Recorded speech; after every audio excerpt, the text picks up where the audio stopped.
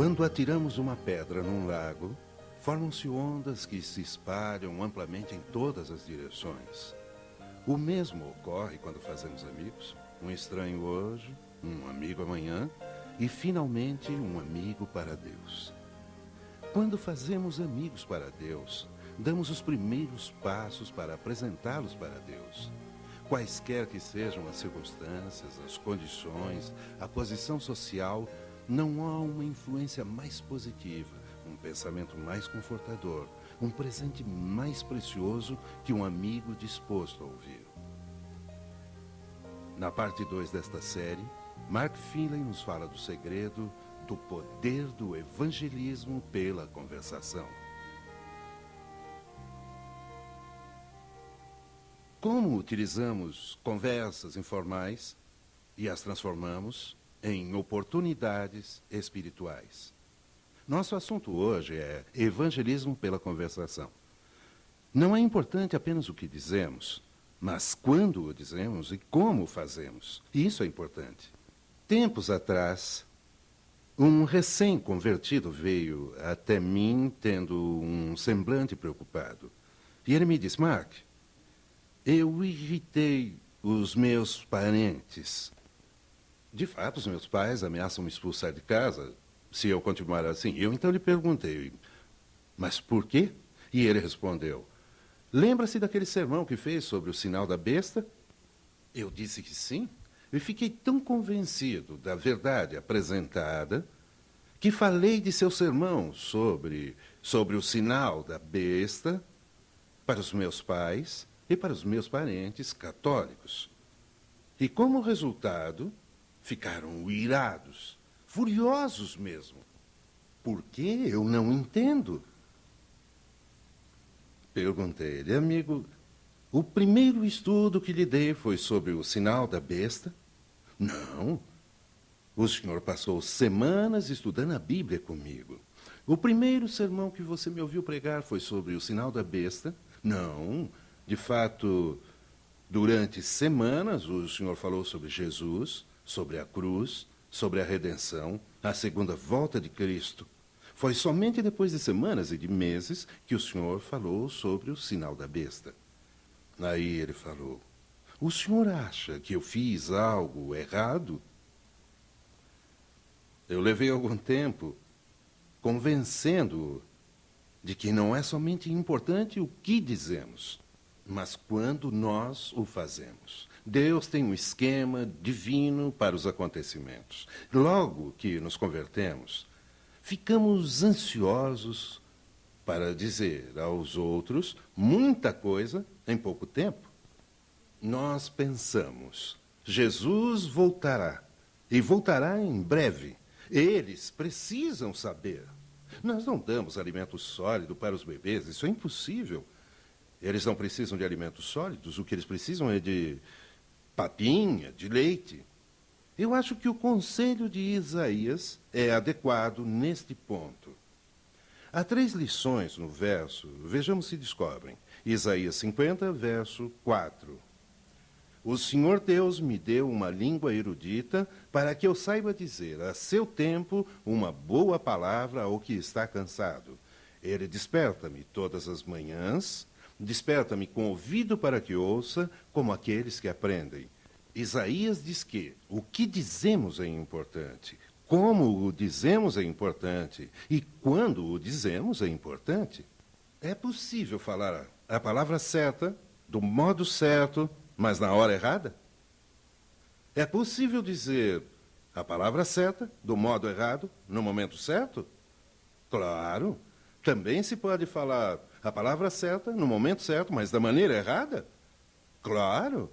Já notaram que alguém pode dizer-lhes algo e acharem agradável, enquanto que outra pessoa diz a mesma coisa e os deixa irritados? Quando ganhamos homens e mulheres para Deus, o que dizemos é importante. A verdade deve ser dita gradativamente, não de uma só vez. Quando a dizemos é importante. Se a pessoa está carente de algo, o seu coração estará mais aberto, mais propenso. Um exemplo. Por 20 anos, meu pai foi à igreja sem minha mãe. Ele tornou-se um cristão adventista, mas minha mãe não. Ela era uma amável católica romana. Então, minha avó, mãe dela, ficou com câncer. Semanalmente, minha mãe a visitava porque ela estava morrendo de câncer. Minha avó emagreceu de 63 quilos para 59, depois de 54 quilos para 44. Eu via minha mãe voltar do hospital, dia após dia, chorando e a maquiagem borrada. Meu pai era paciente, ele trabalhava com ela. Eu nunca os vi discutindo por causa de religião nenhuma vez. Meu pai não fumava. Minha mãe fumou durante muito tempo. Meu pai nunca comia porco. Minha mãe comia. Meu pai ia à igreja todos os sábados. A minha mãe ia aos domingos. Meu pai nos levava de carro e ficava lá fora, no carro, estudando a lição da escola sabatina. Ele não dividiu a família, nunca discutiu, nunca censurou. Ele tinha um tipo especial de proceder. Lembro-me que um dia minha mãe veio do hospital. E, como sempre, chorava copiosamente. Entrou no quarto, fechou a porta e telefonou para meu pai, que voltou do trabalho. Anos mais tarde, ele me contou o que aconteceu. Ele entrou no quarto, abraçou-a junto ao peito dele. E ela chorou por uns 15, 20 minutos, talvez meia hora. Aí disse: minha mãe se foi, está sofrendo. Talvez mesmo no purgatório. E meu pai disse: Glória, eu não lhe falei quase nada sobre a morte durante estes anos, porque não queria ofendê-la.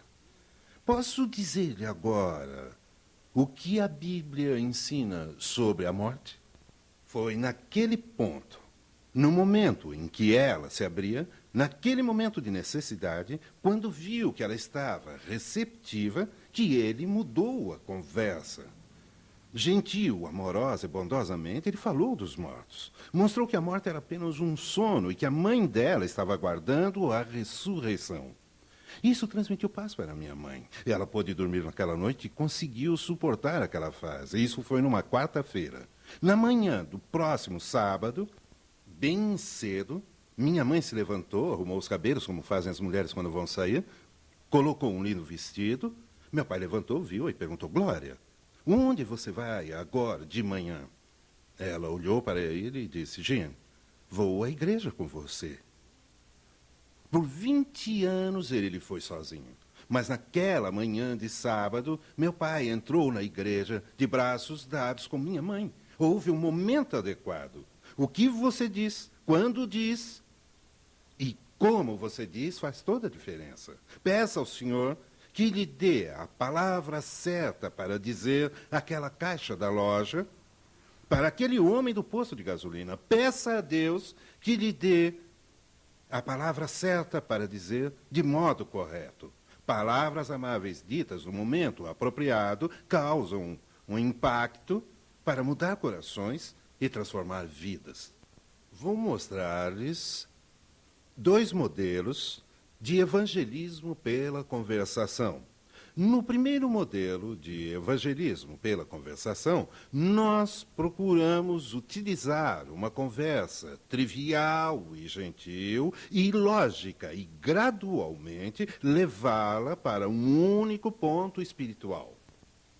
Na primeira parte da conversação, procuramos formar um relacionamento, demonstrando um interesse pela outra pessoa.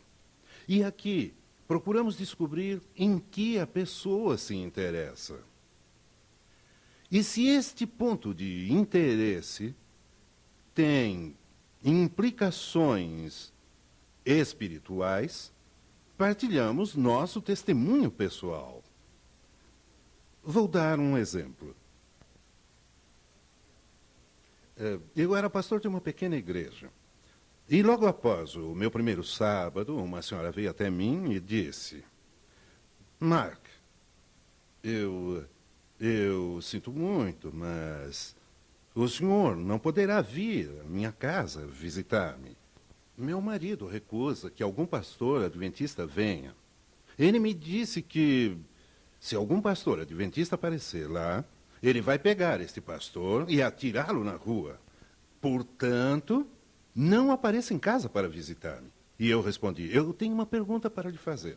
A que hora seu esposo está em casa? Ela disse, sempre depois das 16 horas. Ele sai do trabalho lá pelas 3h30 e lá pelas 4 horas está em casa. E eu lhe disse, amanhã às 16 horas estarei lá. Ela disse, não. Ele garantiu que vai jogar na rua o próximo pastor adventista que for lá. Retruquei que ele era justamente alguém que eu queria conhecer. Eu não estou nem um pouco preocupado. Qual a altura dele? É deste tamanho? Quanto ele pesa? Não é muito, eu acho que é peso médio. Bem, eu vou precisar correr rápido. E ela disse, poderá ser preciso. Às 4 horas do dia seguinte eu estava lá tocando a campainha. Mas antes eu orei ao Senhor. Senhor, ajuda-me. Que nos primeiros segundos de nossa conversação, no momento em que eu falar com ele, ajuda-me a descobrir coisas interessantes sobre ele. Ajuda-me a fazer perguntas que o levem a falar de si mesmo, para desviar de mim o foco da atenção. Antes de ir, eu perguntei à esposa dele qual era o principal interesse da vida dele. Ela respondeu que o que mais o interessavam eram as armas de fogo. E eu pensei, não é possível, nada poderia ser pior. Ela disse, ele adora armas. Eu pensei, eu nada sei sobre armas. Mas farei algumas perguntas a ele. Então toquei a campainha da porta. Eu havia pedido a ela que não atendesse a porta quando a campainha tocasse às 16 horas. Deixe que seu esposo atenda a porta. Porque se a senhora atender, ele perguntará quem é, e como a senhora não deve mentir, terá que dizer é Mark Finley. Ele dirá, então, diga que não estou aqui, criando uma situação de conflito. Portanto, não atenda. A campainha tocará exatamente às 16 horas e a senhora deverá estar em qualquer outro lugar. E deixe-me falar a sós com ele. Às 16 horas em ponto, eu toquei a campainha. Quando o esposo atendeu, eu notei atrás dele um móvel com armas. Então eu lhe disse, prazer, eu sou Mark Finley, o novo pastor adventista. E ele disse, o senhor é o quê? Eu respondi, eu sou Mark Finley, sou o novo pastor adventista. E vim aqui porque soube que o senhor entende de armas. E eu gostaria de falar-lhe a respeito de armas. Ele disse, o quê? Repeti, sou o novo pastor adventista, ouvi que o senhor se interessa por armas, e eu gostaria de saber algumas coisas sobre armas. E então ele me fez entrar e sentar. Perguntei-lhe, o senhor mora aqui há muito tempo? E, bem, minha esposa tem morado no sul de Massachusetts, eu sou novo na cidade. O senhor já se filiou a algum clube de tiro ao alvo? Não, eu não me filiei a nenhum clube de tiro ao alvo. Mas aquelas armas são interessantes.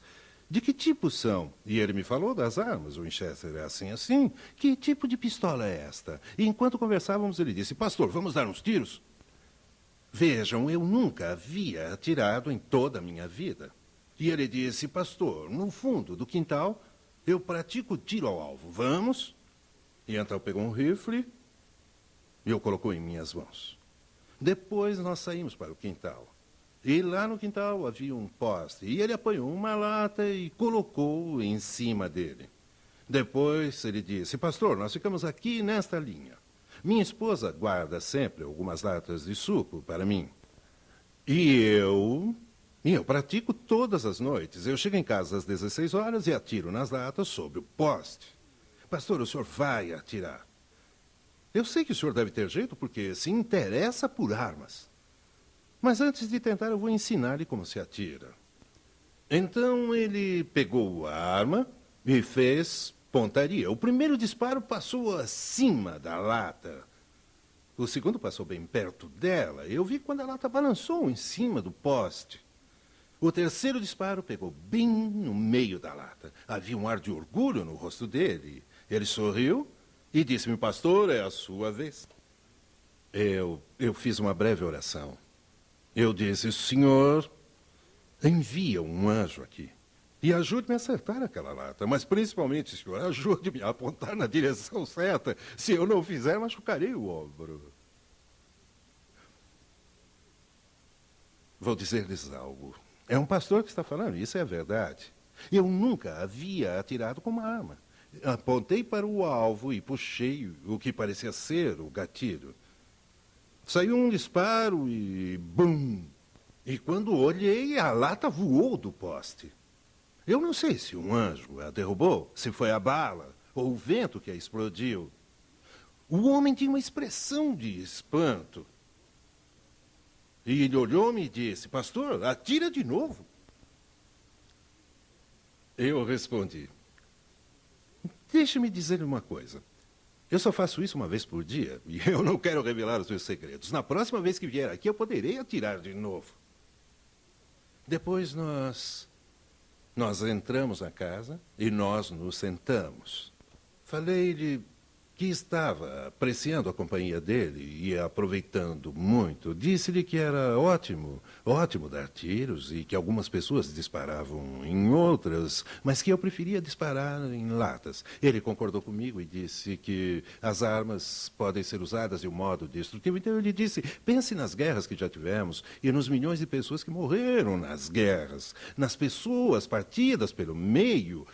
Eu felicito por atirar em latas e não em pessoas. Depois lhe disse: a Bíblia diz que um dia todas as tristezas, a dor e o sofrimento nesta terra terminarão. Eu vou falar sobre o céu no próximo sábado de manhã na minha igreja e de um dia quando deporemos todas as armas e equipamentos bélicos e não mais teremos de nos preocupar com bombas caindo. O senhor gostaria de ir? Eu apreciaria se o fizesse. No sábado seguinte, aquele homem estava com a esposa sentado na terceira fila na igreja. Evangelismo pela conversação. Comecem onde as pessoas estão. Sejam armas, sejam pescarias, sejam esportes. Depois mudem gradativamente o assunto para coisas espirituais. Se virem que elas resistem, se perceberem sinais de luz vermelha, então não devem prosseguir. Porém, ao mudarem gradativamente para coisas espirituais, quando a mente e o coração se abrirem, poderão deixar-lhes um folheto, poderão deixar um livro, poderão deixar-lhes ótimas revistas, convidá-los para um seminário sobre Daniel ou Apocalipse. Deus pode inspirar várias possibilidades. Há um outro modelo de conversação que algumas pessoas acham muito útil. Nós o chamamos de abordagem cebola ou retirando camadas. Este método foi desenvolvido por Donald G. Smith, da InterVarsity Christian Fellowship, no estado de Michigan. O Dr. Smith descreve cada ser humano como uma complexidade de camadas. Ele diz que as pessoas têm áreas de interesse geral, depois áreas de interesse específico, seguidas de áreas de interesse filosófico e áreas de interesse espiritual. Quando encontrarem as pessoas, não devem ir logo adentrando a sua parte mais interior. Em outras palavras, que direito temos de falar com as pessoas sobre Deus? Que direito temos de falar-lhes de algo tão sagrado para elas? Que direito temos de falar-lhes de algo tão íntimo e tão caro como as coisas eternas? Somente temos o direito se o conquistarmos. A sociedade em que vivemos hoje está cheia de pessoas céticas. Por isso, é necessário construir um relacionamento. Portanto, não comecem já na parte central da cebola, do interesse espiritual. Devem começar na área de interesse geral. E nesta área encontram-se as notícias, encontra-se o tempo, encontram-se os esportes, encontram-se a cidade natal, os amigos. Devem começar com interesse geral. Com frequência, quando estou num avião, emprego a abordagem cebola. Usei-a recentemente com um executivo de uma das principais companhias europeias. Nós estávamos viajando da Suécia para Londres. Este executivo sentava-se ao meu lado. Comecei com a área de interesse geral.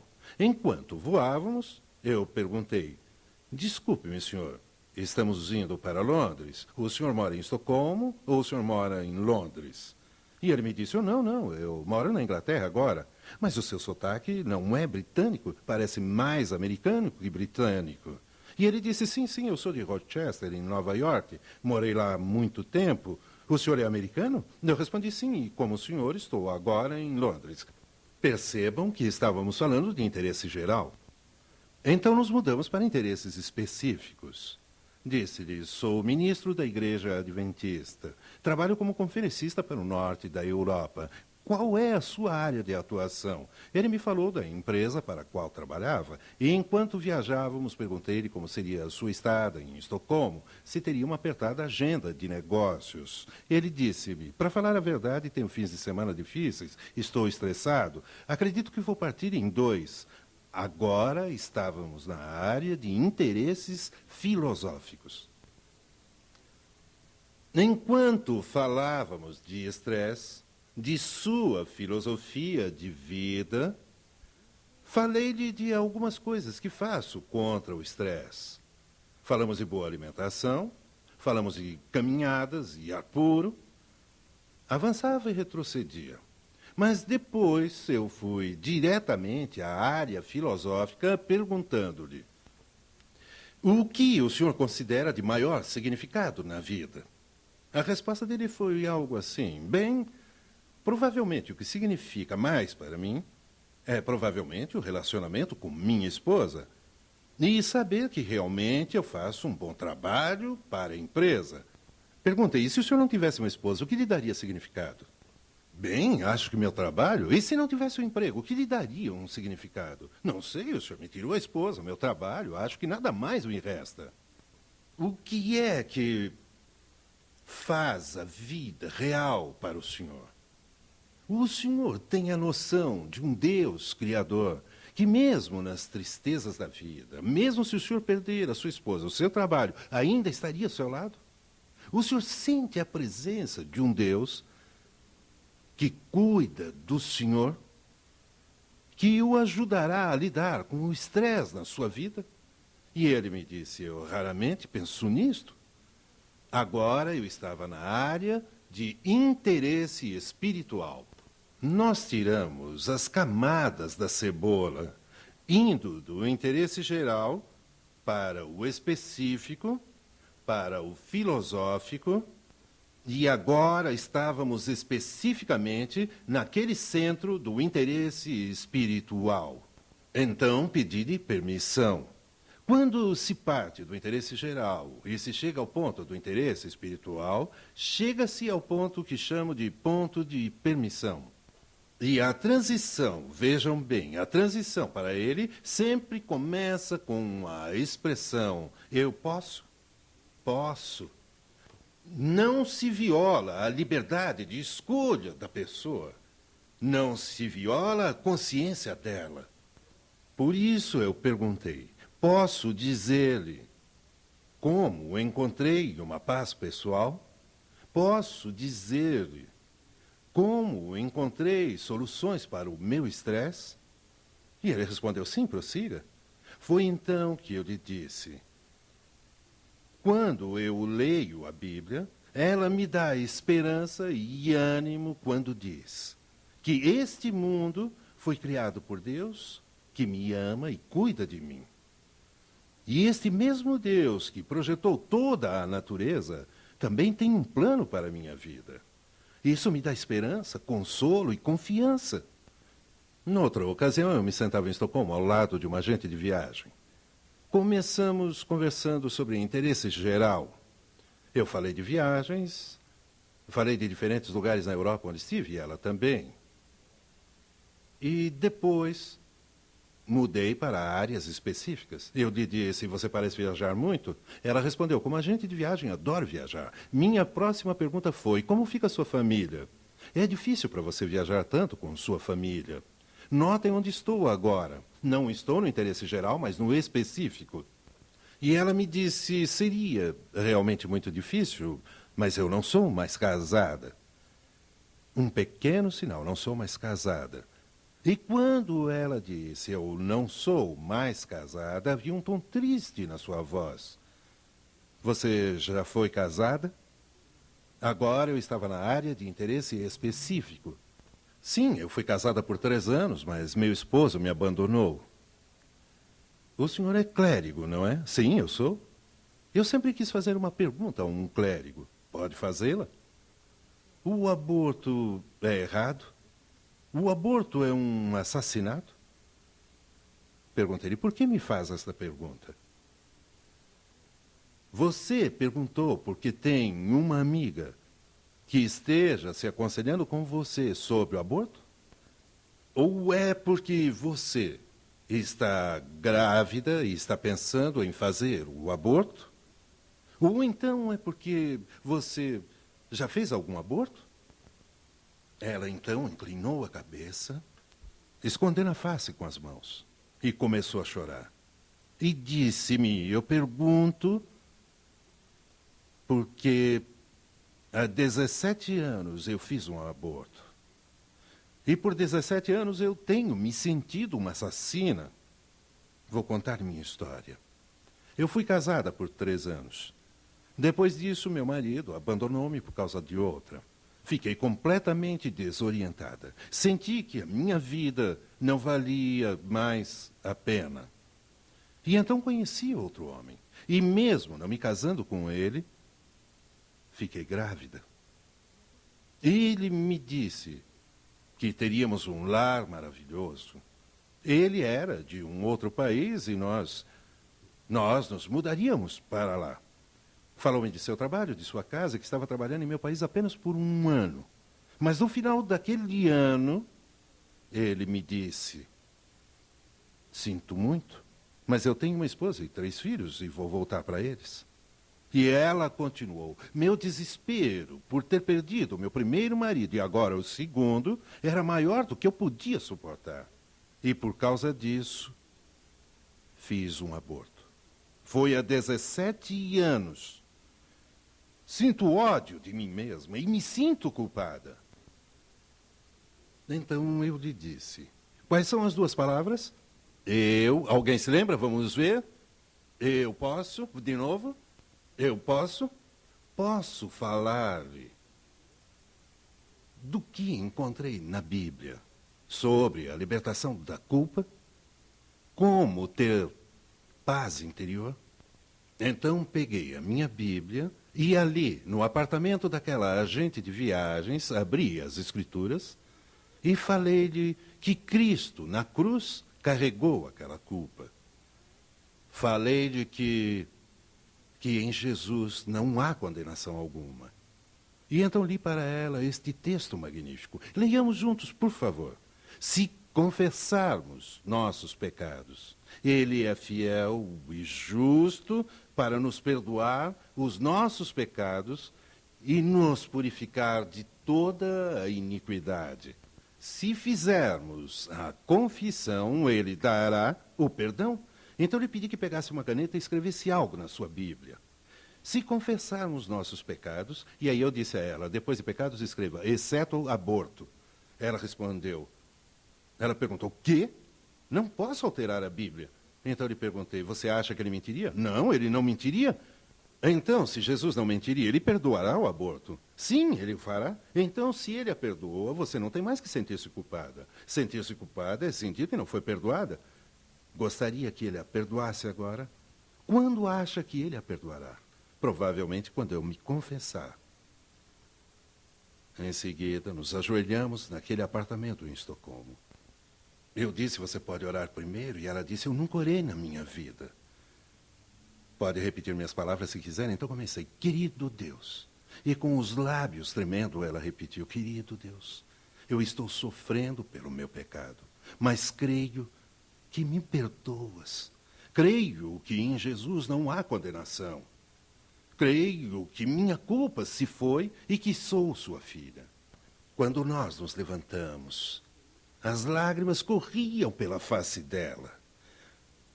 Também havia um sorriso em seu rosto, uma estranha combinação de lágrimas e riso. Então ela me disse: Mark, pela primeira vez em 17 anos eu sinto uma profunda paz em meu coração.